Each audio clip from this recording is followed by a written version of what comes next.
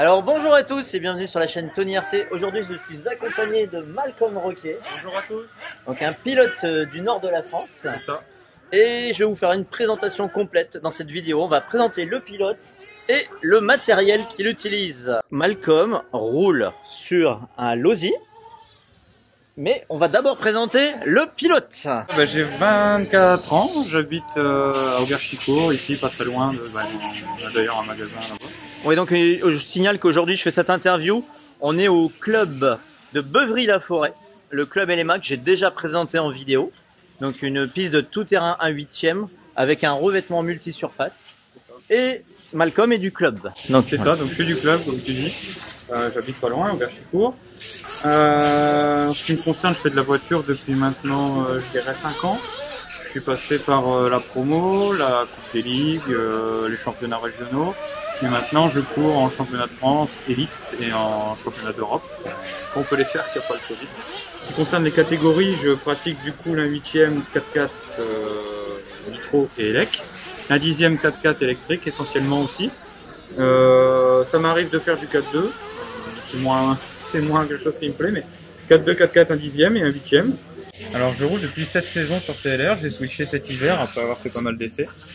Donc j'ai eu l'opportunité de pouvoir intégrer l'équipe Europe de chez TLR, donc j'ai pris le parti d'y aller.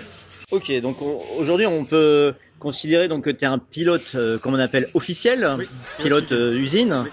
Et ça fait combien de temps que tu es pilote usine pour des marques? Chez TLR pour la première fois. Ok. J'ai toujours été pilote magasin ou à travers Sismic.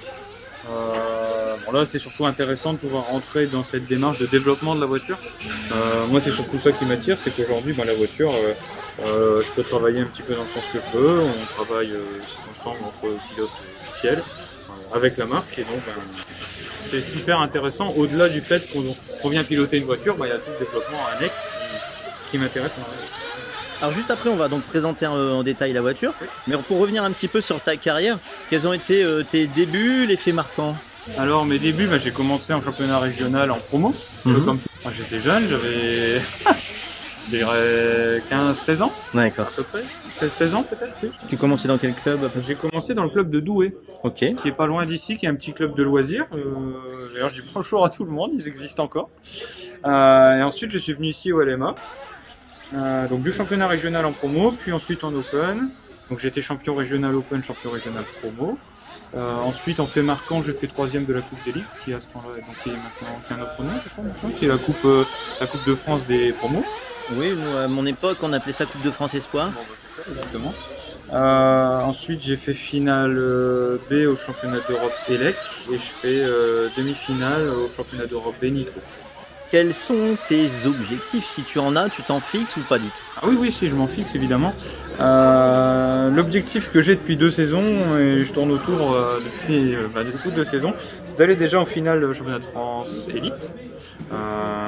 Il manque pas grand chose je pense, mais on bordure à chaque fois la finale. Donc déjà cet objectif là, puis ensuite j'aimerais bien aussi, c'est un objectif un peu plus d'ampleur, mais c'est d'aller chercher une finale aussi en championnat d'Europe. Donc finale en nitro et finale en élec. D'accord, donc va falloir fixer des objectifs de roulage. Ah oui, donc là en ce moment il n'y a pas trop de courses, on est début août. Il y avait une course à Gap, j'ai pas voulu y aller parce que ça me fait pas mal de route d'ici. On est du nord, ça fait loin. Là. Avec le travail aussi c'est compliqué. Mais ouais, on essaie de rouler, de développer et puis d'essayer d'avancer sur la voiture. On a déjà fait un beau petit bond en avant depuis le début de saison. Donc, Alors du coup on va parler un peu de cette voiture. Alors c'est quel modèle ce Losi? Donc c'est un Losi 8X Elite. Donc comme je dis assez souvent, j'insiste sur le Elite puisque ça fait une sacrée différence avec le 8X standard. Voilà. Alors après c'est quoi? C'est une différence d'options, de géométrie complète, bien que la voiture physiquement ressemble au X standard, il y a pas mal de différences d'un point de vue cardan, d'un point de vue géométrie, qui font que sur la piste ça fait une réelle différence. D'accord. Donc sur la voiture j'utilise des servos AGF qui sont distribués par Donuts Racing, des servos qui ont un feeling bien spécifique. Compliqué de décrire, mais ils ont un capteur magnétique qui fait que le feeling est bien différent, donc c'est très agréable et bon.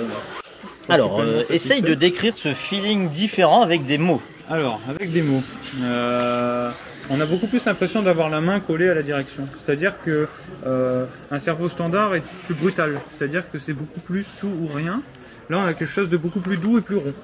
D'accord. C'est pas encore exactement ça, mais on doit s'en approcher. Vraiment, ça a essayé. De base, hein, sans régler quoi que ce soit sur la radio. C'est uniquement le capteur magnétique qui fait ça. Et quel est le prix public? Ils sont vendus 199 € pour 45 kg, 0,10 secondes au 60 degrés. Et puis non titane, c'est les cerveaux que j'utilise depuis le début de l'année. Donc 200 €. On en est sur de ce que j'avais entendu de plus cher jusqu'à maintenant. On est sur un. Ouais. Mais pour toi, c'est ce qui existe en plus haut de gamme possible. Disons que ça évite d'aller mettre 200 € dans un cerveau. Là, on est sur un prix qui est toute somme correcte et qui donne des performances globalement bonnes. D'accord. Donc voilà pour les cerveaux. En motorisation, j'utilise un moteur Rodi depuis maintenant 3 ans. Donc c'est des moteurs sur base OS développés par Rodi-Rom. Pour ceux qui connaissent, pour ceux qui connaissent pas, ça a été un champion de piste. Il y a 40 ans. Il y a 40 ans, mais qui est toujours très bon. Qui avait créé la société R&B. C'est ça. Donc moi qui ai longtemps été pilote sur R&B. C'est ça. Donc bon, je roule avec ces moteurs depuis 3 ans, j'en suis pleinement satisfait. Hein. C'est du gros moteur, attention. Hein. Là, on est vraiment sur quelque chose qui envoie. Donc là, bon. C'est à combien de transferts ce moteur? Celui-là, c'est un 5 transferts. C'est encore le 0.2. Il y a la nouvelle version 0.3 qui est sortie, toujours basée sur le 5 transferts. D'accord. Ça permet d'avoir quelque chose de beaucoup plus souple à bas régime, mais une puissance qui vient de manière plus continue et plus facile à piloter au final sur la piste. Ok. Tu conseilles quoi comme coup de résonateur là-dessus? Alors là, on est sur la ligne IPEX, donc qui est fabriquée par IPEX. C'est une ligne Rodi 2135.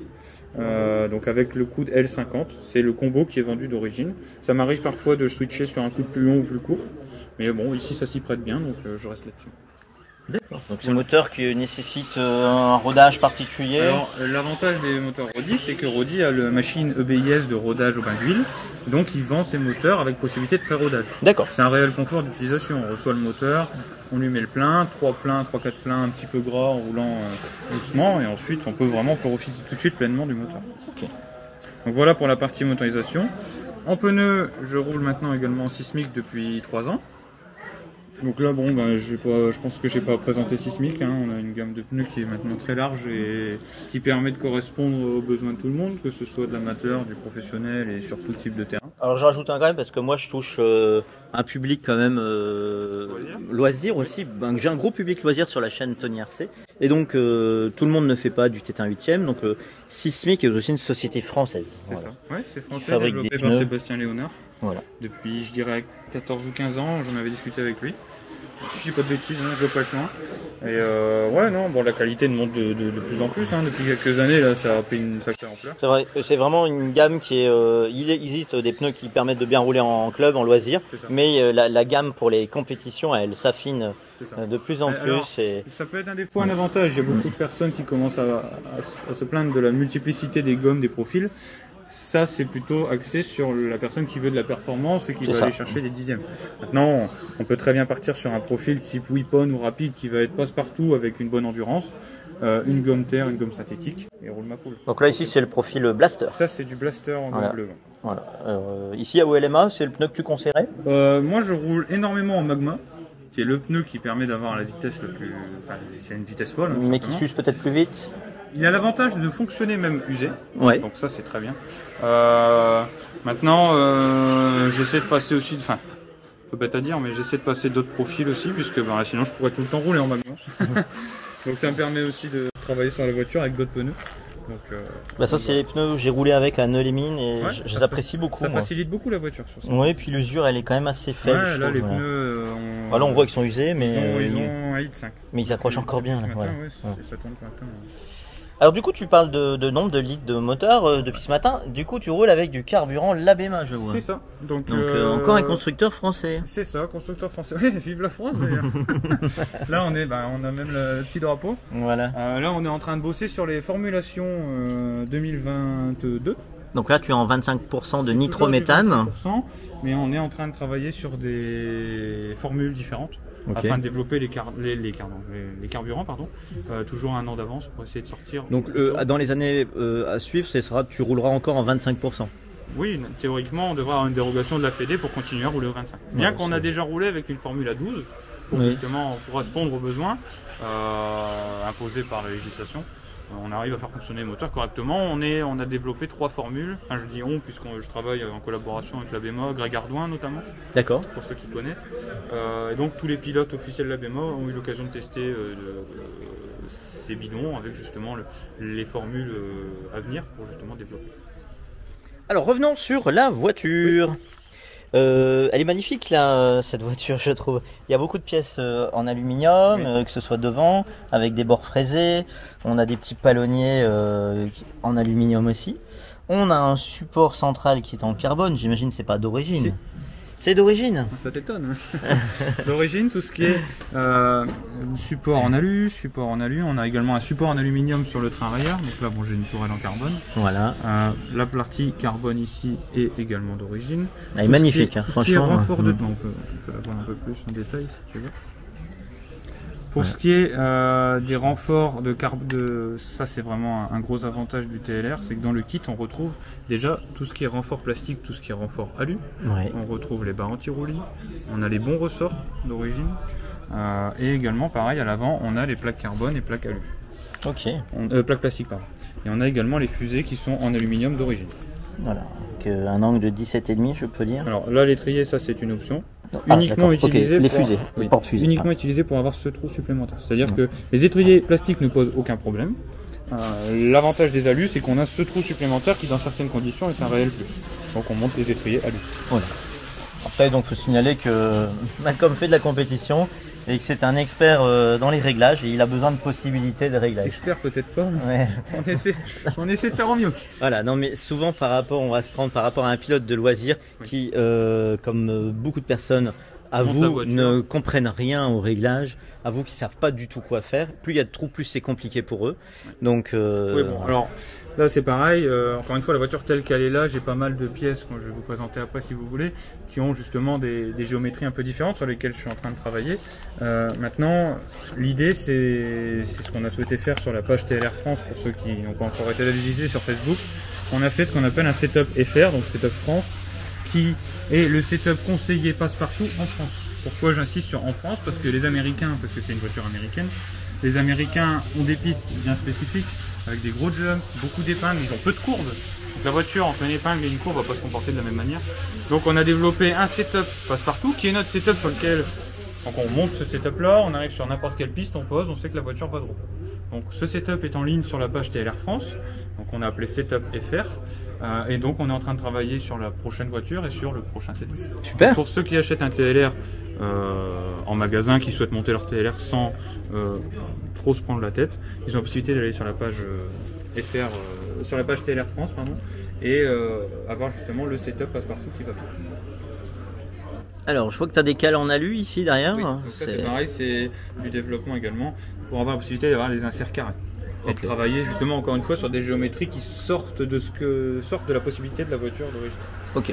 Bien que voilà, j'insiste là-dessus, encore une fois, ce sont des choses, t'as fait ton micro. Ce sont des choses qui sont en développement pour la voiture future. Là, à l'heure actuelle, voilà. Là, aujourd'hui, je suis sur une géométrie qui est permise par les réglages d'origine. Là, on est vraiment sur des cas extrêmes où on va se dire, voilà, on s'en va sur des gros pincements ou moins de pincements, par exemple. Et donc, on a l'utilité de ces câbles. Alors, c'est vrai que moi qui ai roulé sur le Losi 1.0, voilà. Donc, ça date. Hein. J'ai eu aussi le Losi 2. Je reconnais, bien sûr, l'implantation ici à l'arrière de la cellule où on a la noix qui est décalée, complètement, elle est décentrée par rapport au centre de la voiture. Donc, ça, c'est assez spécifique. Il n'y a pas beaucoup de voitures qui font ça. Hein. On a vraiment la noix qui est sur le côté droit. C'est ça. Voilà. Pas à l'avant. L'avant, il est légèrement décalé aussi. Ah oui, légèrement. Très légèrement. Ok. Alors, si tu devais décrire cette voiture en comportement par rapport, toi qui as pu essayer d'autres marques de voitures, qu'est-ce que tu pourrais dire? Alors, le gros avantage de cette voiture, il y en a deux. Principalement, c'est la fiabilité. C'est une voiture qu'on peut foutre dans le mur avant de casser quoi que ce soit, chapeau bas. C'est vraiment quelque chose, on a l'avantage d'avoir des plastiques qui sont, par exemple, qui ont une résistance vraiment, on déforme, on revient. C'est vraiment très fiable. Donc ça c'est hyper agréable. Hein. On part en finale 45 minutes, on fait une faute dans le tour de chauffe assez violente. Je me dis pas à un moment, non. Ça c'est hyper, T'as confiance dans la solidité de ta voiture. hyper agréable. La transmission est hyper fiable, tout est vraiment fiable. Ouais, ça, Deuxième gros avantage, c'est qu'elle a un très gros train avant cette voiture. Donc là, on travaille justement pour le calmer, pour le faciliter. L'avantage de ça, c'est que sur mes précédentes voitures, j'ai déjà eu l'occasion de me dire, bah, je suis sur une piste, ça va bien, il manque de l'avant. Qu'est-ce que je fais? Parce que j'ai déjà tous les réglages pour donner de l'avant. Au maximum. Là, il n'y a pas un moment où je suis bloqué par le train avant. C'est-à-dire que ma voiture va bien, je vais aller plus vite, il me manque de l'avant, je remets de l'avant, ça va plus vite. Ça, c'est hyper agréable déjà. Ça me plaît vraiment beaucoup. Ensuite, c'est une voiture qui est designée à l'américaine, donc ça saute bien. Dès qu'il y a du grip, ça marche. C'est vraiment hyper agréable et la manière dont on a travaillé, ça donne quelque chose de beaucoup plus confortable. Donc bon. Moi aujourd'hui, j'ai pas grand chose à lui reprocher et c'est aussi pour ça que j'ai switché sur cette marque-là. Est-ce qu'il y avait des pistes où elle va être plus à l'aise et des pistes moins à l'aise en France, hein, je parle bien, puisqu'on sait qu'elle a été typée pour les pistes US. Voilà. Dès qu'il y a du grip, c'est vraiment une voiture qui est au-dessus du lot, hein, clairement. Après, c'est une voiture qui va être au niveau des autres sur le reste de genre de piste. J'ai pas l'impression qu'il y ait une piste où on soit vraiment dans le dur. C'est bien amorti, ça travaille bien. J'ai eu peu l'occasion de rouler sur la glisse. On a fait un championnat de France à Reims, donc un championnat de France à Reims. Je me suis mis aussi en demi à mon niveau d'habitude. Alors que le Reims est réputé pour être glissant. Oui, c'est hyper glissant et j'ai bossé le week-end dessus, ça a été bien. Donc j'ai pas vraiment l'impression qu'il y a un endroit où on est paralysé. Ok, tu voulais nous présenter des pièces en carbone, notamment ta tourelle. Donc j'ai l'occasion et la chance d'avoir dans le Nord un ami qui est... Alors, il est là-bas tout au fond, mais on vous le montrera pas. Non, c'est pas lui, hein, au premier plan. Il est là-bas tout au fond. C'est un concepteur de pièces. C'est ça, qui a décidé d'ouvrir sa licence, on va dire. Il a créé une entité professionnelle. Exactement. Voilà. Donc, moi, sachant que je cherche à développer la voiture, bah, tout de suite on s'est rapproché sur du dessin de pièces, la création de pièces. J'en ai quelques-unes en exemple. Donc, ça va être de la tour d'amortisseur, ça va être du renfort de triangle, arrière-avant. Alors, pour ceux qui me suivent, hein, vous avez déjà pu en voir sur mon S-Works. C'est ça. Puisque ça vient de LR Prod, c'est bien ça. On a la tour d'Ackerman ici également, qui a une géométrie différente. Donc, comme tu l'as dit, c'est LR Prod, donc on a une page Facebook qui est en train de s'ouvrir. C'est vraiment quelqu'un qui fait du travail d'une précision géométrique. Regardez, cette tour là déjà roulée, là vous avez une tour neuve si vous voulez. On a vraiment quelque chose de fini, très propre. C'est quasiment du personnalisable, donc il y a de la reproduction de pièces, on va dire d'origine en carbone, essentiellement en carbone. Il y a aussi de l'amélioratif. Il fait par exemple des renforts de tours d'amortisseur, des renforts par-ci par-là sur de la pièce fusible. C'est vraiment du travail de précision et c'est vraiment très bien fait et ça me plaît beaucoup de travailler avec ces personnes. Je vois que tu fais comme moi, mais j'ai mis le support arrière aussi, mais j'ai pas mis le avant. Oui. Voilà, tu peux nous en dire plus? Alors, la tour carbone a l'avantage d'avoir plus de flex que la tour alu. On le voit quand on travaille comme ça, on a la tour qui travaille un petit peu. Cet avantage-là permet d'avoir un peu plus de confort. Par exemple, dans une courbe, la voiture va travailler un peu mieux. Ça enlève également du grip. Dès qu'on arrive sur une piste à gros grip, c'est hyper intéressant. La contrepartie, à l'inverse, c'est que la tour alu génère du grip sur le train arrière. À l'avant, c'est un petit peu pareil. Si on met la tour carbone, l'avantage c'est qu'on a moins de roulis, puisque le centre de gravité est plus bas. On perd un petit peu aussi d'avant. Et on a la fiabilité, évidemment. Le carbone est beaucoup plus cassant que l'alu. Voilà. Alors, à l'arrière, ça pose moins de problèmes, puisque dans tous les cas, on est à hauteur de la culasse. À l'avant, si on vient faire un canard laqué, on va dire, sur une réception de bosse, la tour alu va plier. Voilà. La tour carbone cassera. La tour carbone va casser plus facilement, donc on évite d'en mettre à l'avant si possible. Voilà. La tour alu permet de plier, de finir de la course. Voilà. Donc voilà, alors après, n'hésitez pas à le contacter si vous avez des besoins. X ou Y pour tout type de voiture, je sais qu'il fait vraiment toutes les voitures du plateau. Et donc pour moi, voilà, on a vraiment bossé sur pas mal de petites pièces carbone que vous pouvez voir sur la voiture. Et il n'y a pas grand chose à dire, hein, c'est parfait, c'est très bien usiné. Et même, voilà, on a la possibilité de modifier ce qu'on souhaite modifier, donc c'est top. C'est épais, hein, il y a au moins 5000 là. Hein, ouais. 5 mm, voilà. Alors du coup, ma batterie en train de se vider, donc on va passer sur la partie finale déjà. C'est super, donc on a fait un gros bilan un petit peu de toi Malcolm et puis de cette voiture. Qu'est-ce que tu envisages là pour les semaines à venir? Alors pour les semaines à venir, on a le championnat de France ELEC à Mont-Soleil-Mines, week-end prochain. Donc on on s'y envoie du jeudi soir. Et la semaine d'encore après, on a un championnat de France Nitro à l'ARCF 42, Boissé-Saint-Priest, pour ceux qui connaissent. C'est une piste type américaine.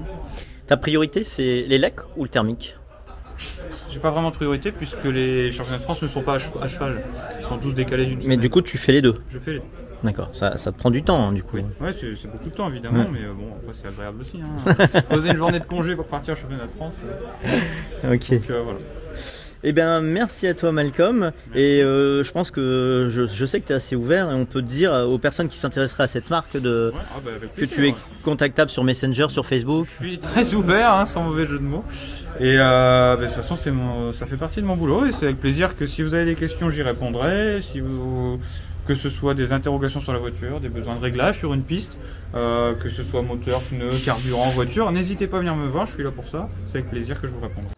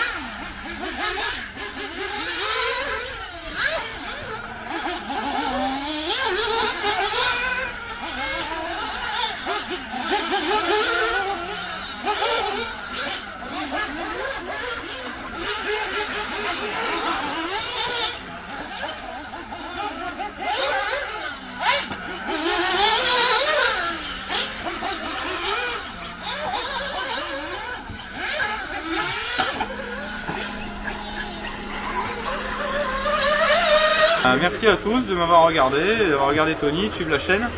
Et n'hésitez pas à venir me voir si vous avez besoin, des questions, de l'aide sur le package, avec plaisir. On est là pour ça. Merci à tous. Et n'oubliez pas de vous abonner à la chaîne Tony RC. Au revoir à tous. Au revoir.